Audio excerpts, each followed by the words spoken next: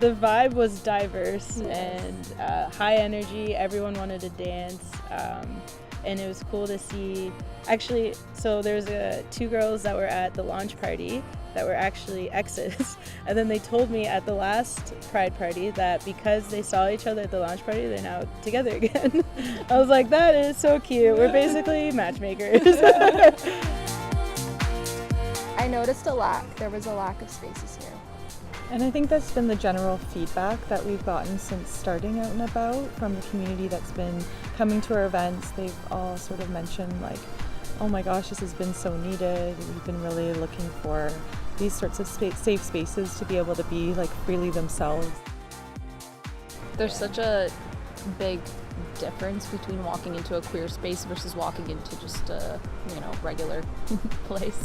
You just notice the connection with the community and everything, and it's just, you don't get the looks, the criticism and everything. You just feel like you can show up with your partner, you can be who you want to be, and you'll be 100% accepted, and that's just like a beautiful thing. So what does it feel like to see people from the older generation come to these events and dressed up in all the colors of the rainbow, no less? Honestly, that was my favorite part. Yes. Personally, like very meaningful for myself because I have an uncle who passed away from complications of AIDS and HIV, and so and knowing like his history and just like the community that he was a part of, kind of in hiding, and how that was really important for him to have those spaces to be free in, and then knowing that we have the ability to organize like this acts like freely together, and then seeing that generation, it was just like, because they didn't have that growing up or anything, right? Like they had to hide who they were essentially, so to be out with your friends and having a good time, like that just wasn't an option. So I think they're super appreciative, and we're appreciative for them for paving the way for us. So today we're here at the Provincial Archives of New Brunswick in Fredericton, and I am a private sector records archivist and community historian, as well as the president of the Queer Heritage Initiative of New Brunswick. Moncton is near and dear to my heart. I was raised there, born there and raised there, graduated from Moncton High, and so the history has always been of interest to me. I know that there was a bar that was run by a feminist group, a lesbian feminist group called the Black Rose Collective, and they ended up running this bar that's now where Osaka Hibachi is on 599 Main Street, and they did a bunch of different programs. I'm not exactly sure how long they were active for, but I know they opened up in March of 1993. And their membership was around $25 per person. And then from there, Triangles opened around that time, I believe. I think this was kind of at the height of some of the violent attacks that were being perpetuated, or the threat of violence that was happening in Moncton. And they provided a safe space for people, and not just people in the Moncton area, but people who were coming from all across the province to attend dances, and really felt a sense of community in Moncton. After Triangles closed, there was of course a shift too in a lot of the folks who had been really involved in Triangles in their earlier years were starting to leave towards 2020, and it kind of opened up this new market that had wanted to have more drag shows, wanted to have more.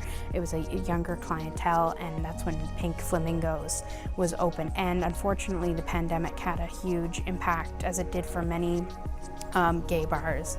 It just wasn't viable for some of these businesses, which was really sad, and it has left a huge hole in Moncton's community life. And I mean, it's amazing that I've seen in recent months a lot of organizations and bars stepping up and filling that gap and helping to host and working with Moncton River of Pride and other groups to help hold drag events and pride events, and that's been really heartwarming. to see.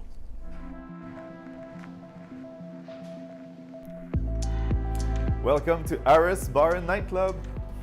I started on this project October 2022 when I realized there wasn't a space for me to go to.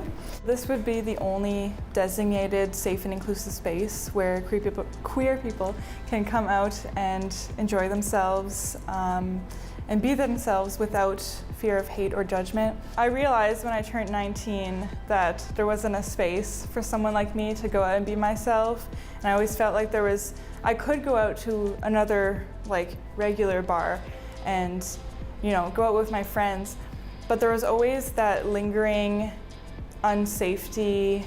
I would much rather a space where I was with people who were like me. Well, it's just nice that I moved to Moncton in December, and to meet somebody like Harry that was motivated with a project that I was also interested in, doing events in Montreal. So I just thought that it would be a natural matchup for us to do this project together. So when you come in, you see our sunroom, a nice place to have a drink while the sun shines in. We have the golden lights here. Over on this side. Here we have our little plant room. So this is going to be again more of a cozy side to have a drink, a cocktail. We're going to have a projector on this wall to make little shows and movies. We've definitely had a lot of support from different queer business owners, queer businesses, and of course the previous gay bar owner. And it's been a great help from everyone. Lots of support. A lot of people came to the fundraising events.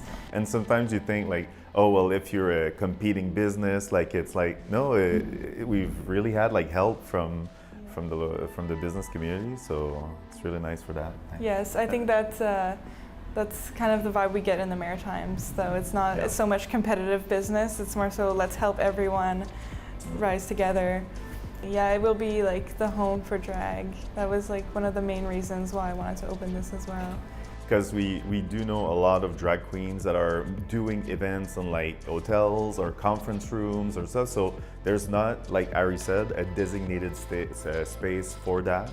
So we're gonna hope that we're gonna be able to create that here. So we're gonna have some DJs, we're gonna have some drag performances as well. Might have burlesque down the line. It's definitely a dream come true, accomplishing the goal that I set out to do a year and a half ago.